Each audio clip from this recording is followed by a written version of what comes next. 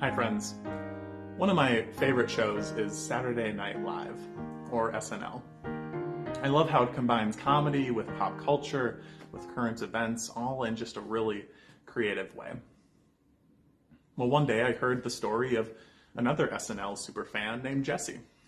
And as a young child, Jessie set the goal for herself that she wanted to be a sketch writer on SNL.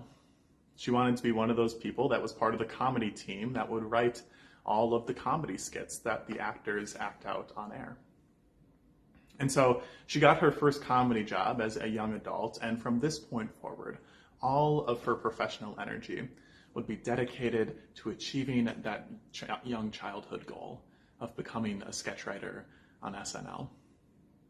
She hired a comedy agent, and one day her comedy agent called her and said, SNL wants you. They want you for the upcoming season to be exactly who you wanted to be as a young adult, a sketch writer on Saturday Night Live.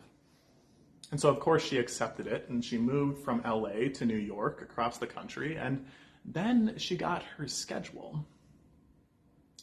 The thing about SNL is that the week starts on Tuesday at noon. Maybe to some of us, that sounds great. Tuesday at noon, that sounds like a great time to start our work week. But the thing is different because she starts at Tuesday at noon and stays up all day Tuesday, all night on Tuesday, till Wednesday at 9 a.m. And this entire time, they write comedy sketches for the show on Saturday. And then she goes home for a couple hours on Wednesday morning and then comes back Wednesday afternoon for the table read, which is when all the actors of SNL act out all of those sketches that were written all night long.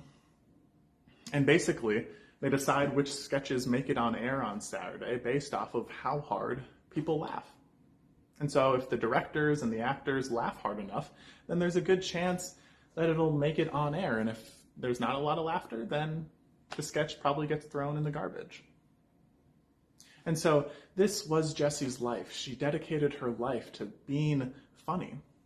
Because up until this point in her life, her entire identity was based off of her being funny. Herself knew that, others told her that. But it became so much for her because some of her sketches made it, and some of her sketches that she spent hours and maybe even days on were thrown in the garbage. She started to experience things like heart palpitations. She wasn't seeing her family and friends nearly as much as she wanted to. And she faced this crisis. If I have my dream job, but I have all of these personal issues that are kind of deteriorating my life in a way. Well, it ended up that SNL thought she was funny too, because summer came around, the end of the season, and SNL called her comedy agent and said, we want Jessie back. We think she's great, and we want her to be a part of our sketch writing team for the fall. Jessie ended up respectfully declining that job offer, and I think the question that she asked herself is also a question for us.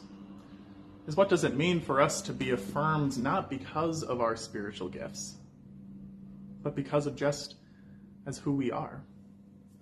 And as people of faith, we call who we are beloved children of God, called together not because of our spiritual gifts, but called together because we are first and foremost beloved, and second, called to use our spiritual gifts in a way that meets the world's deepest needs. Peace.